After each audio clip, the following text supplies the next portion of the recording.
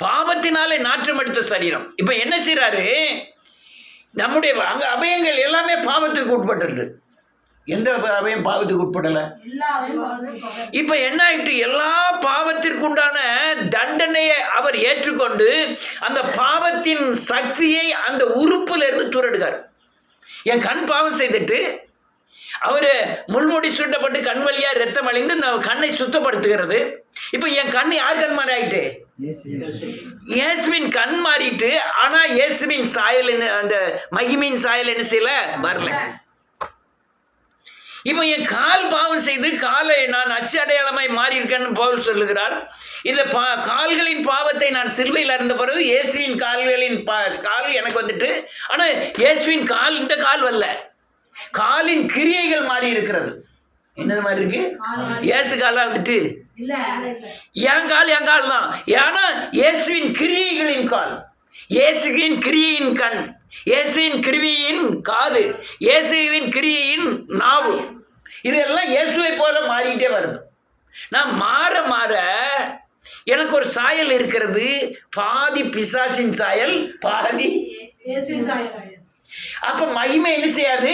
வெளிப்படாது. மகிமையின் சாயல் என்ன செய்யாது? வராது. மகிமையின் அபிஷேகம் வெளிப்படாது, மகிமையின் வல்லமை வெளிப்படாது, இதெல்லாம் வெளிப்படாது. அல்லேலூயா. நான் அபிஷேகம் பண்ணப்பட்டிருக்கிறேன். அல்லேலூயா. வேதவசனத்தில் மறுரூபமாக இருக்கிறேன். எழுப்புதல் சத்தியத்தில் இருக்கிறேன். பரிசுத்த ஆவி அல்லேலூயா பாவ மன்னிப்பின் நிச்சயத்தை பெற்று பரிசுத்த ஆவியை பெற்று அநேக அபயங்களில் உள்ள பாவங்கள் என்னை விட்டு நீங்கி பிசாசின் சாயல் விலகி தேவ சாயலை தரித்திருக்கிறேன். ஆனாலும் பாதி பிசாசின் சாயலாகத்தான் இருக்கா இல்லையா?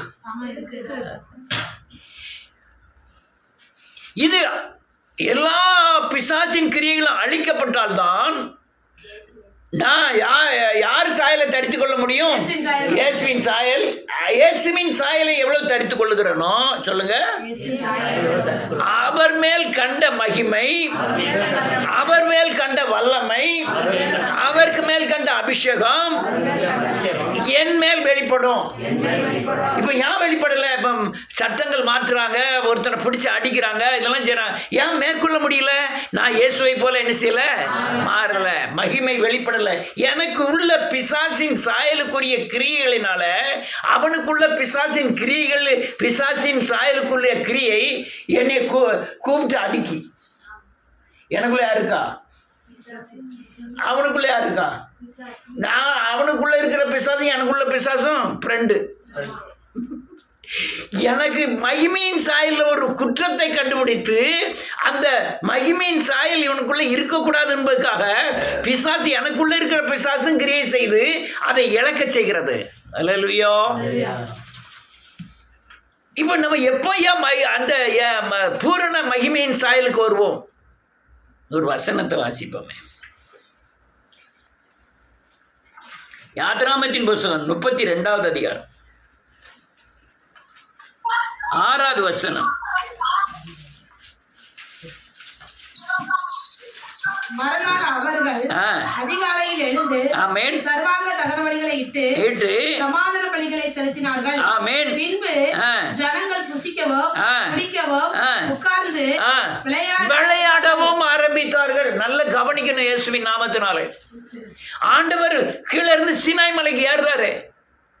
ஏறும்போது ஆரோன், அல்லேலூயா, ஜோஸ்வா, காலேப்பு எல்லாம் கூட போறாங்க. கொஞ்ச தூரம் போனோடனே நீங்க எல்லாரும் வர வேண்டாம், மக்கள் அங்கே நிற்க சொல்லிட்டு யார் ஆரோனெல்லாம் கூப்பிட்டு போறாரு. கொஞ்ச தூரம் மேலே போனோடனே அவங்கள நிப்பாட்டிடுறாரு. யார? ஆரோன அங்கே இருங்க, நான் மேலே போறேன்ட்டு போறாரு. இங்கே இருந்து ஆண்டவருடைய மகிமையை பார்க்கிறான். யாரு? ஆரோன். ஆரோன் யாரு? பெரிய லேவியன், ஆசாரிய ஊழியத்துக்கு அழைக்கப்பட்டிருக்கிறவன். அவன் மகிமையை பார்க்கிறான்.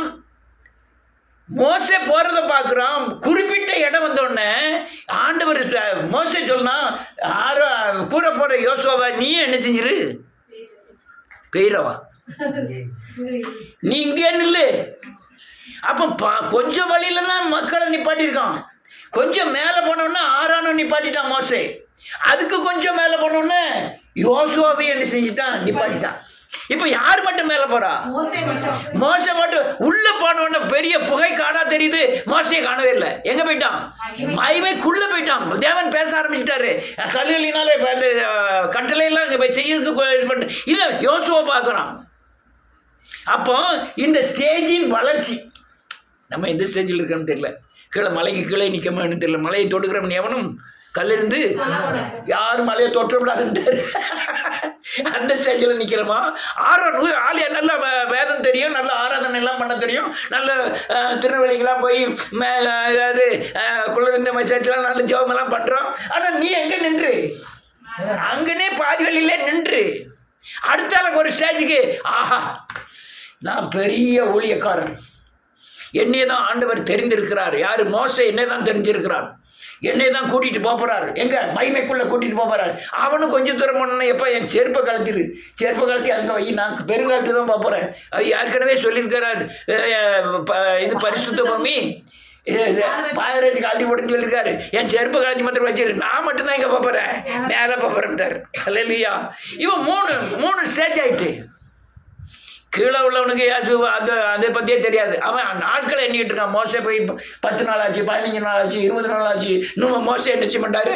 வரமாட்டார். பாதி பேர் சொல்லுவான் எகிப்துக்கு போயிடுவோம், பாதி பேர் சொல்லுவான் நம்மளே ஒரு ஒரு தலைவரை என்ன செஞ்சிருவோம், இந்த பாஸ்டர் சரியில்லை, இந்த பாஸ்டர் 30 நாள் 35 நாள் ஆச்சு, 35 நாள் ஆச்சு, அங்கே எங்கேயாவது இறந்துருப்பாரு, சாப்பாடு கூட கொண்டு போகல. நம்ம ஒரு பாஸ்டரை தயார் பண்ணி கானான் தேசத்துக்கு இல்லை, திரும்ப எங்கே போயிடுவான்? எகிப்துக்கு போவோம். ஒரு தலைவர் தேர்ந்தெடுத்துருவோம், ஒரு பாஸ்டர், பெரிய பாஸ்டர் தேர்ந்தெடுத்து போக முடியும். அல்லேலூயா. இது கீழே உள்ளவங்களுடைய நிலை. அடுத்தால ஆரோன், அங்குள்ள ஆசாரியன், அந்த லெவலில் உள்ளவங்க என்ன பண்ணுறாங்க? அவங்க தான் இந்த 6வது வசனம் வாசிங்க. மறுநாள் அவர்கள் அதிகாலையில் எழுந்து சர்வாங்க தகன பலிகளை இட்டு சமாதான பலிகளை செலுத்தினார்கள். போதும். விடிய காலமே இருந்துச்சு, 5 மணி ஜெபம் எல்லாம் டக்கு டக்குன்னு முடிச்சுட்டு 5:30 வரையும் டாமிடிம்னு முடிச்சுட்டு சர்வாங்க தகன பலியெல்லாம் செலுத்திட்டு ஆய் இன்னைக்கு உள்ளது பூரா நமக்கு முடிஞ்சது. இன்னும் நம்ம எப்படினாலும்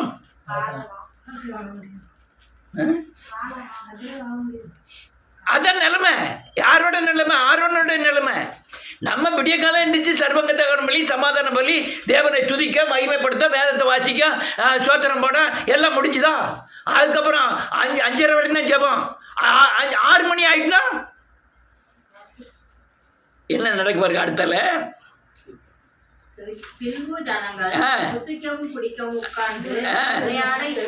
அவ்வளவுதான். அந்த நிமிஷம் முடிஞ்சிருந்தா காலையில அகரம் புசிக்க, குடிக்க, விளையாட அப்படிதான் ஆரம்பிச்சிட்டாங்க. யாரு? இந்த 2வது ஸ்டேஜில் இருக்கிறவன். ஆனா 3வது ஸ்டேஜில் இருக்காங்களா, அவன் மோசையை பார்த்துக்கிட்டே இருக்கான். ஆண்டவர் பேசுறத பார்க்கறான். அல்லேலூயா. ஆளை காணல. இவங்க 2 சத்தமும் கேட்கு. இவன் யோசுவா இருந்துட்டு கேட்டுக்கிட்டே இருக்கான். ஆண்டவரே என்னைய மாத்திரம் தனியாக விட்டு போயிட்டாரு, அவர் மாத்திரம் போயிட்டாரு, என்னைய கூட்டு போலியே. அல்லேலூயா. இந்த பிரசன்னத்தில் தான் நாம் நின்றுக்கிட்டு இருக்கோம். இப்போ எழுப்புதலில் உள்ளவங்க இந்த யோசுவா நிற்கக்கூடிய இடத்துல தான் நிற்கிறோம். இப்போ நம்ம எல்லாருக்குமே தெரியும், நமக்கு ஆரோன் கிட்ட நிற்கலை, புசிக்கக்கூடிய அது ஒரு சில காரியங்கள் இருக்குது, அவ்வளோதான். மற்றபடி நமக்கு எதிர்நோக்குகள் புறாமே மகிமைக்குள்ளே பிரவேசிக்கணும், எழுப்புதல் வரணும்னு நினைக்கிறோம். இப்போ ஜோசுவா நிலைமையில தான் நம்ம நிற்கிறோம். அல்லேலூயா. ஜோசுவாவின் நிலைமைக்கு நம்ம நின்று மோசையுடைய நிலைமையாகிய மகிமைக்குள் பிரவேசிப்பதற்கு நான் மோசை போல மாறணும். ஆமென். நான் யோசுவா போல மாறி இருக்கிறேன், நான் அர்ப்பணிச்சிருக்கிறேன். ஆனால் எனக்கு பெரிய ஆச்சரியம் என்னன்னா, ஆரோன் கூட வந்தவன் மோசே அடுத்த தலைமுறை. யாரெல்லாம் அந்த இதுக்கு போனாங்க கானானுக்குள்ள? யோசுவாவும் காலேப் எந்த தலைமுறை கிடையாது. அங்கே கானான் தேசத்துலேருந்து வந்த அந்த எகிப்துலேருந்து வந்த தலைமுறை கிடையாது. அதுக்கப்புறம் பிறந்து அதுக்கப்புறம் ஆசாரியனானவன். அல்லேலூயா. அவன் அதான் அவன் அல்லேலூயா. அங்கே இதுக்கு கானான் தேசத்துக்குள்ளே போகிறான். நெதம் சாவு இருக்கு, நெதம் கல்யாணம், நெதம் பிறந்த வீடு எங்கே போகும்போது இவன் 6 லட்சம் புருஷர்கள், 6 லட்சம் பொண்டாட்டி, 6 லட்சத்து பொண்டாட்டி புருஷர்களுக்கு எத்தனை பிள்ளைகள் இருக்கும்? நிறைய பிள்ளைகள். இன்னொரு 24 லட்சம்காங்க, 30 லட்சம்காங்க, எத்தனையோ ஒரு 15 லட்சம் பிடிங்கலாம். அப்போ கல்யாணம் இருக்குமா இருக்காதா? டெய்லி கல்யாணம், டெய்லி இறப்பு. ஆமாம். மோசை எங்கே போகிறோம்னா கடைசி ஆள் எங்கே வந்துக்கிட்டு இருப்பான்? திருநெல்வேலிக்கிட்ட வந்துக்கிட்டு இருப்பான். 6 லட்சம்னா எவ்வளோ இருக்கும்? திருநெல்வேலிக்கிட்ட வந்துட்டு இருப்பான். மோசையே பார்த்துருக்க மாட்டான். வருஷக்கணக்கில் பார்க்கவே முடியாது. அந்த அளவுக்கு நடந்து வந்துட்டு இருப்பான். அல்லேலூயா. இவ்வளத்தையும் சமாளிக்கிறான் மோசே. அதனால தான் அவன் மகிமைக்குள்ள என்ன செய்யறான்? பிரவேசிக்கிறான். ஆனா யோசுவா என்ன செய்யறான்?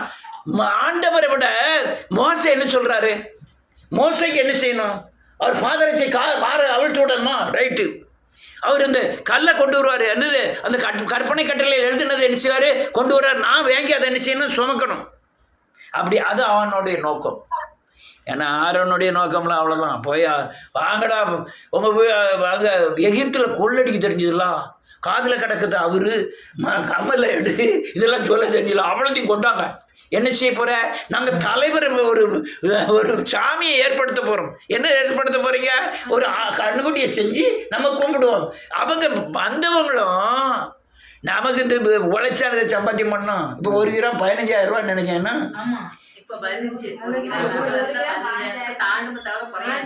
15,000 ரூபா கொடுத்து 1 கிராம் வாங்கியிருக்கவன்னு அவனுக்கு அவ்வளோ போட போகிறான்.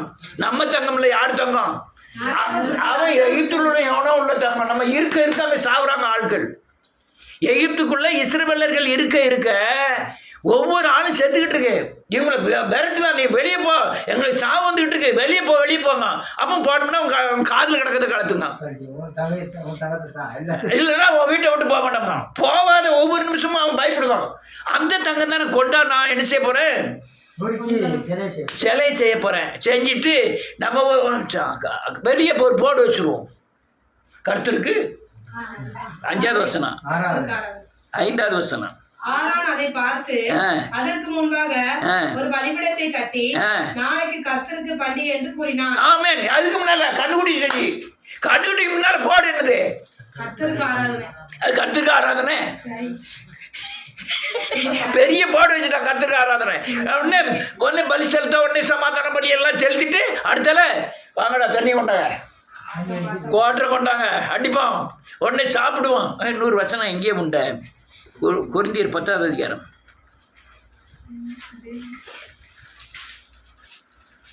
1 கொரிந்தியர் 10வது அதிகாரம் 7வது வசனமா? ஜனங்கள் புசிக்கவும் குடிக்கவும் உட்கார்ந்து விளையாட எழுந்தார்கள் என்று எழுதியிருக்கிறபடி அவர்களில் விக்கிரக ஆராதனைக்காரர் ஆனது போல நீங்களும் ஆகாதிருங்கள். விக்கிரக ஆராதனை பண்ணதுக்கு தான் அந்த குடியெல்லாம் நல்ல கலந்த விக்கிரகம் எங்க இருக்கும் அங்க வேசித்தனம் இருக்கும், குடி இருக்கும். நம்ம தமிழ்நாட்டில் எந்த விக்கிரக கோயிலுக்குனாலும் போங்க, அங்க வேசித்தனம் பயங்கரமா இருக்கும், குடி இருக்கும். என்ன நல்லா சாப்பிடணும், குடிக்கணும், அல்லேலூயா, பூசித்து விளையாடணும் அப்படின்னு தலையெடுக்க. இவங்களுக்கு தேவ மகிமை பார்க்கவே முடியாது. யாரை போல இருக்கணும்? நீங்க ஆரோனை போல இருக்கக்கூடாது, கீழே இருந்த மக்கள் மாதிரி இருக்கக்கூடாது, யோசுவா மாதிரி இருக்கணும். யோசுவா உள்ள பார்த்துக்கிட்டே இருக்கணும்.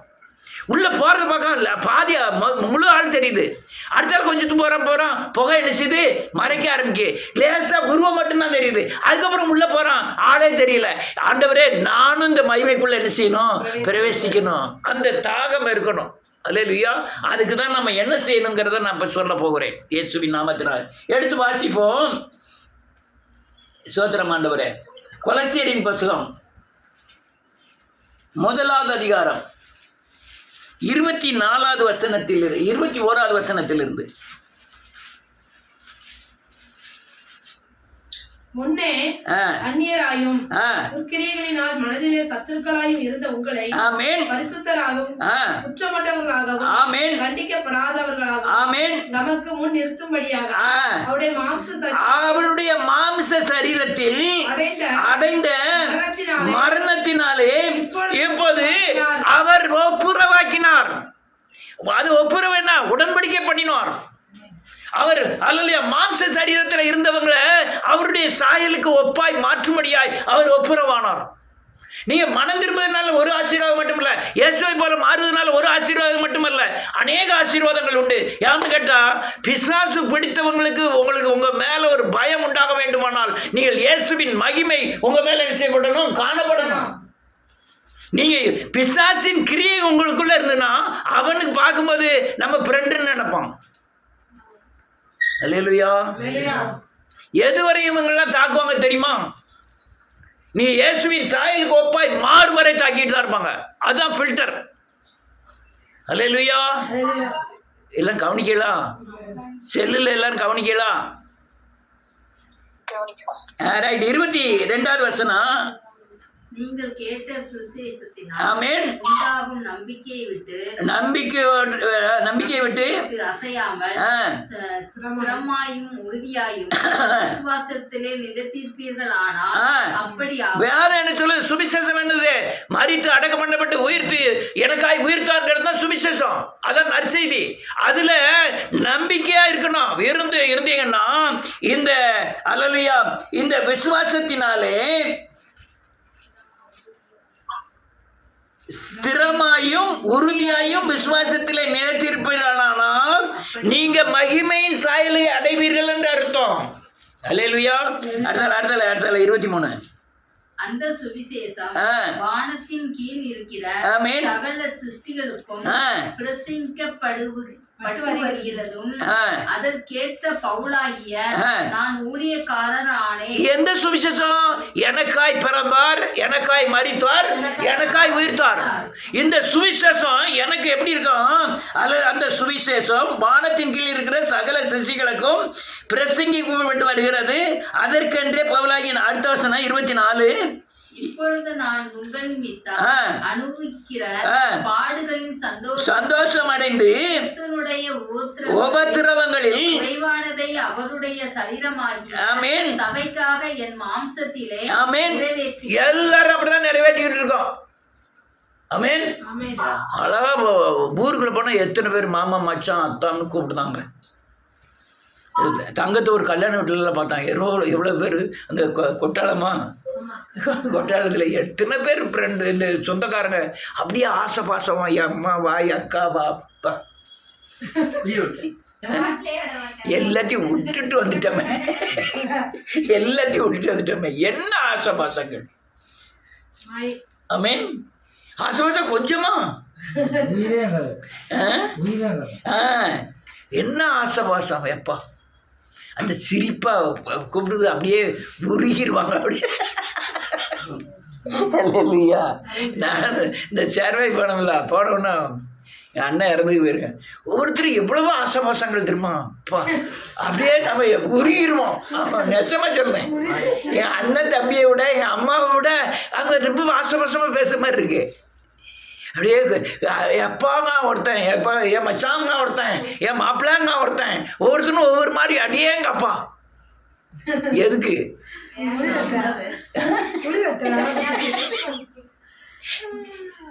நம்ம அதெல்லாம் பிரிஞ்சில வர வேண்டியிருக்கு. இன்னொரு வருஷம்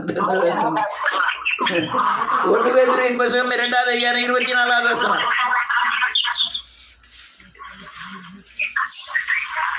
1 பேதுரு 2:24. நான் பாவங்களுக்கு செத்து நீதிக்கு பிழைத்திருக்கும்படியாக அவர் தாமே தமது சரீரத்திலே நம்முடைய பாவங்களை சிலுவையின் மேல் சுமந்தார். ஆமென். வேதம் தெளிவா சொல்றது. அவருடைய சரீரம் என் சரீரமா மாறணும்.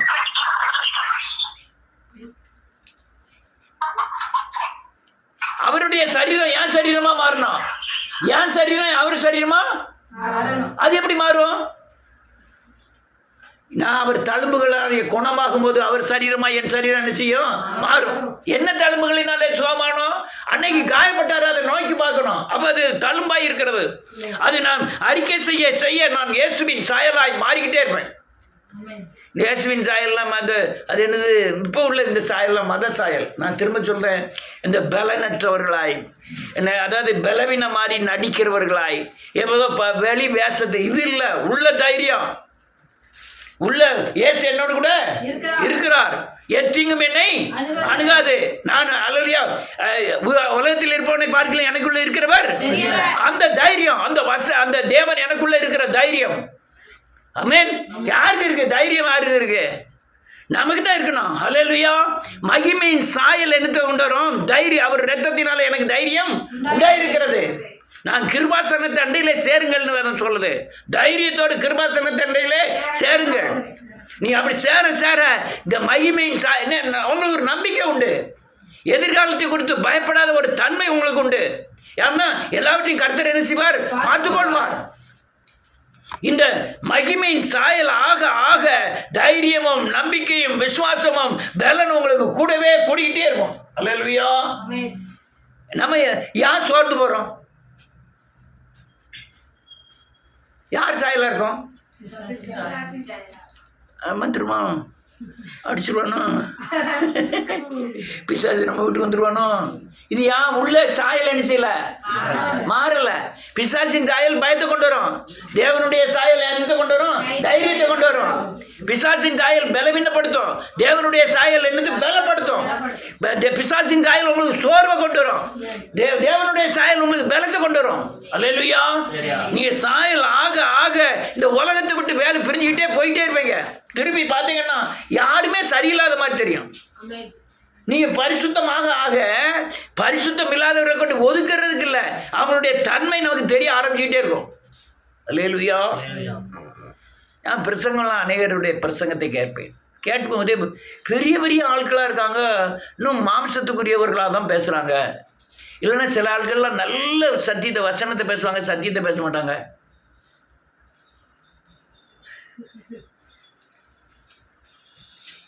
வசனத்தை பேசுவாங்க, சத்தியத்தை பேச மாட்டாங்க. அல்லேலூயா. ஆனா அவங்க பெரிய பெரிய ஆட்களா இருக்காங்க. என்ன வசனத்தை மட்டும் பேசுறாங்க, சத்தியத்தை பேசல அப்படின்னு நான் நினைப்பேன். சில ஆட்கள் நினைச்சாங்க தெரியுமா, நல்ல வசனத்தை பேசுவாங்க, காணிக்கையை கொண்டு வந்து தந்துருங்கிறத உள்குத்து குத்துவாங்க. அவங்களுக்கு நமக்கே தெரியாம காணிக்கை கொடுக்கணுங்கிற அது இப்போ இந்த ஜிபே எல்லாம் எதில் போட்டு விடுவாங்க தெரியுமா? டிவியிலே ஒரு முக்கில் போட்டு விட்டுருக்காங்க, நீங்கள் இதில் அனுப்புங்கள், ஸ்கேன் பண்ணுங்கள் அப்படின்னு. அதிலே எழுதியிருக்கு, கல்வாரி ஊழியத்திற்காக நீங்கள் ஸ்கேன் பண்ணுங்கள் அப்படின்ட்டு. அது அந்த தாடிசாமியார் அவரும் அந்த ஸ்கேன் பண்ணுறதுக்கு இது பண்ணிட்டாரு. நம்ம மாதா டிவிலையும் போடுவாங்க சில இடங்களில். அதில் இல்லையா? ரைட், போட்டோம். இன்னொரு வசனத்தை வாசிப்போம். இது என்ன புல பெரும்பூச்சி? பெரிய பசம் 3வது, பெரிய பசம் 3வது அதிகாரம் 21வது வசனம்.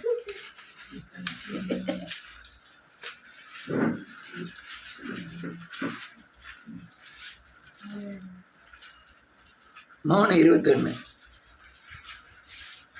அவர் எல்லாவற்றையும் அவருக்கு கீழ்ப்படுத்தி கொள்ளத்தக்கதாக நம்முடைய வல்லமையான செயலின்படியே நம்முடைய அற்பமான சரீரத்தை மகிமையான சரீரத்துக்கு ஒப்பாக மறுரூபப்படுத்துவார். நம்முடைய அவருடைய மகிமையான சரீரத்துக்கு ஒப்பாக மறுரூபப்படுத்திக்கிட்டே இருப்பாரு.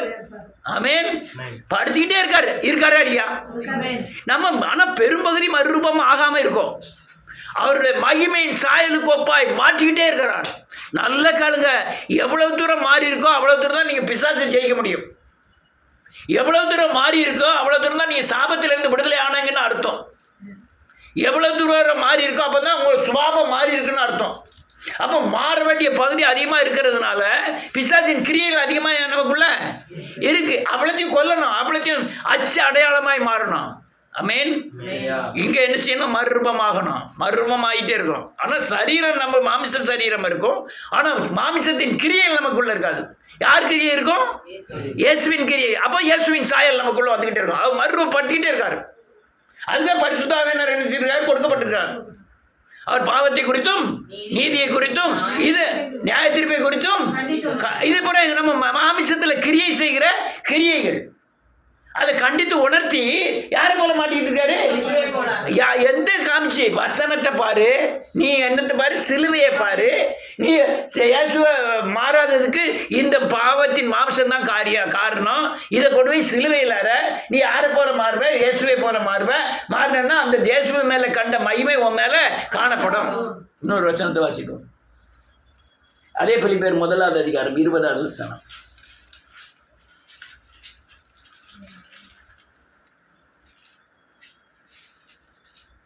நான் ஒன்றிலும் வெட்கப்பட்டு போகாமல் நான் ஒன்றிலும் வெட்கப்பட்டு போகாமல் எப்பொழுதும் இப்பொழுதும் எப்போதும் போல இப்பொழுதும் மிகுந்த தைரியத்தோட ஆமென் மிகுந்த தைரியத்தோட ஜீவனாலாகிலும் சாபனாலாகிலும் கிறிஸ்து என் சரீரத்திலே மகிமைப்படுவார் என்று எனக்கு உண்டாயிருக்கிற வாஞ்சைக்கும் நம்பிக்கைக்கும் தக்கதாய் அப்படி முடியும். ஆமென்.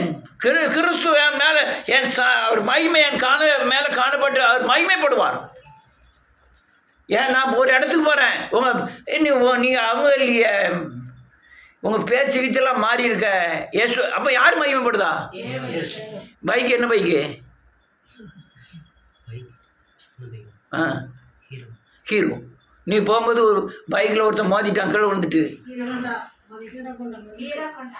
அது என்ன பைக்குன்னு தான் சொல்லுவான். ஹீரோ ஹோண்டா என்ன செஞ்சிருக்கு, மோதி கிடக்கு. ஒரு லாரி மோதி கிடக்கு. ஒரு டிவிஎஸ் பட்டு மோதி கிடக்கு. ஹீரோ ஹோண்டா கம்பெனி எங்கே இருக்கு? எங்கேயோ கீழே விழுந்து கிடக்க பைக்க, எங்கேயோ இருக்க கம்பெனியை பற்றி சொல்லுவான். அதில் உள்ள கொஞ்ச நேரம் நின்று பார்த்தா அது எப்படி ஓடும், எப்படி பிரேக் பிடிக்கும், எவ்வளோ தூரம் பெட்ரோல் கிடைக்கும், எல்லாத்தையும் விவரம் பூரா சொல்லிடுவான். யார? அந்த பைக்கை. நம்மளும் எங்கேயாவது விழுந்தோம்னா யாரை சொல்லுவாங்க? ஆண்டவர் தான் சொல்லுவாங்க. வேலைக்காரனா பைபிளை தூக்கிட்டு போகிறானா, ஞாயிற்றுக்கிழமை தோற போகிறோம், அவன் டீசெண்டாக போகிற சர்ச்சுக்கு போகிறான். ஆனால் இந்த செய்தானே. ஆனால் இப்போ ரொம்ப குறையா. இப்போ பூர்ண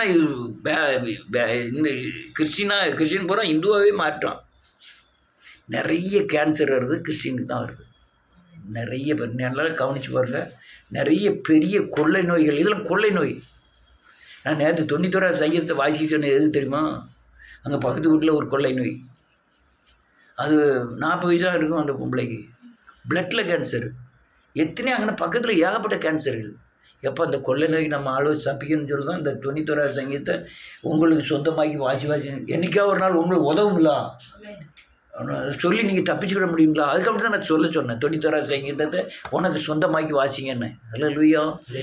இது நல்ல கிழங்க. நீங்கள் மாமிசம் விடுதலை ஆக்கப்பட்டா படலைன்னா மாமிசத்தை தான் பிசாசு தொடும்.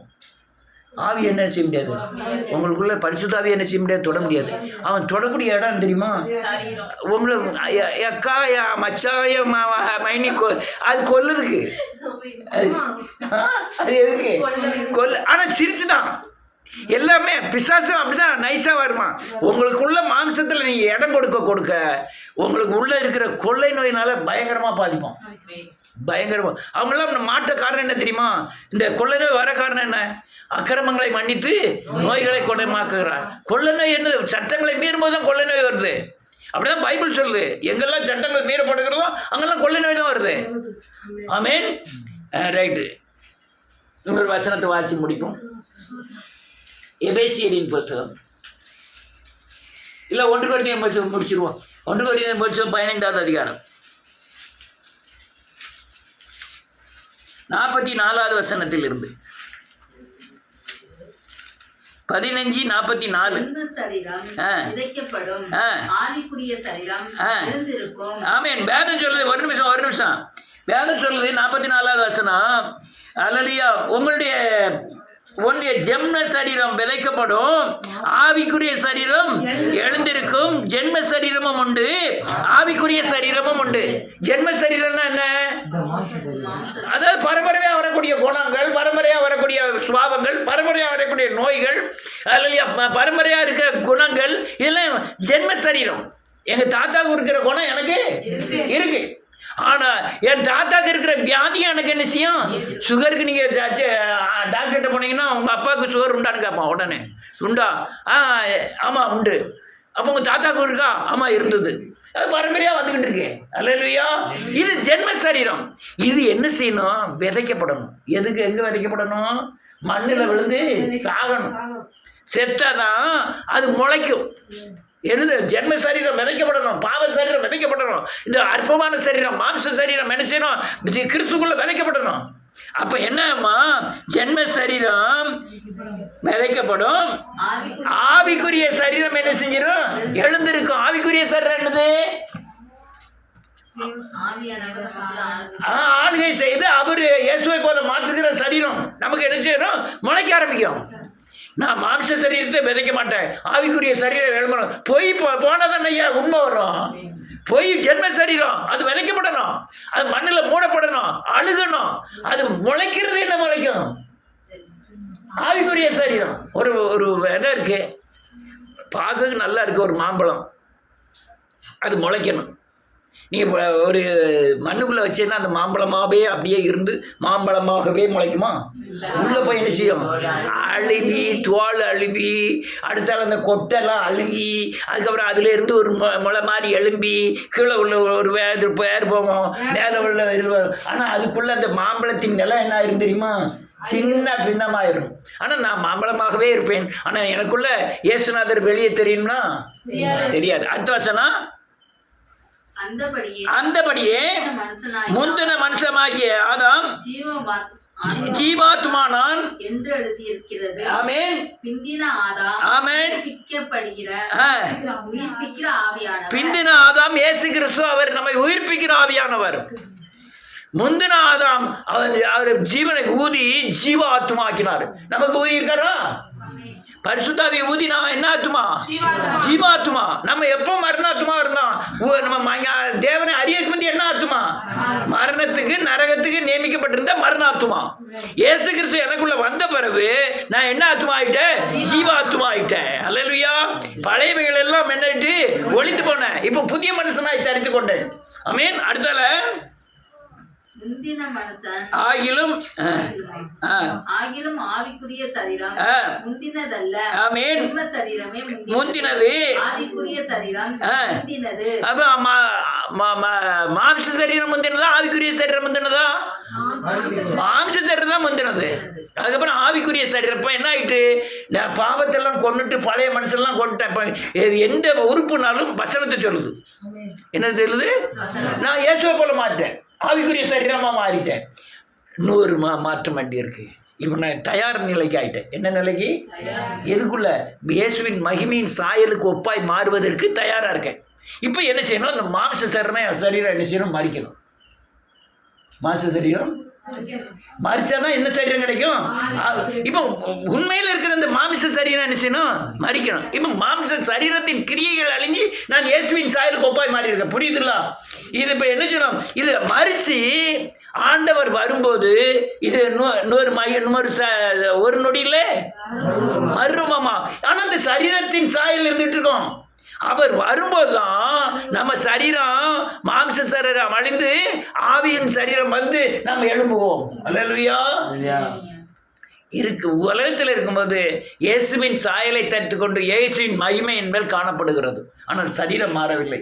சரீரம் என்னைக்கு மறிக்கிறதோ அல்லது நம்ம மரணத்துக்கு முந்தி ஆவியானவர் ஆண்டவர் வந்துட்டார், எடுக்க போறாரு. அப்போ சரீரத்தை களைஞ்சு போட்டுருவார். என்னத்தை எடுத்துட்டு போவாரு? ஆவியை மட்டும்தான் எடுத்துட்டு போவார். அது மகிமையின் சரீரம். சொல்லு, புரியுதா? நம்ம இந்த திடீர்னு படுத்திருக்காரு, ராத்திரி போல சரீரத்தில் தூக்கிட்டு போக மாட்டார். ஆனால் இயேசு சரீரத்தில் போனார். ஏன்? நான் அவரு போன மாதிரி தானே போனோம். அவர் சரீரம் இங்கே உள்ளது, நம்ம சரீரம் இங்கே உள்ளது. அது மண்ணுக்கு மண்ணான மனுஷன் மண்ணுக்கு. அப்போ ஆவி மட்டும்தான் மேலே போனோம். ஆனால் அந்த மகிமையின் சாயல்ல, இயேசுவின் சாயல்ல நான் மேலே போவேன். நான் போகும்போது எப்படி போனோம்? யோவான் 1 யோவான் 2வது அதிகாரம் 1-2. அது வேணா தெரியல, இதுதான் பார்ப்போம்.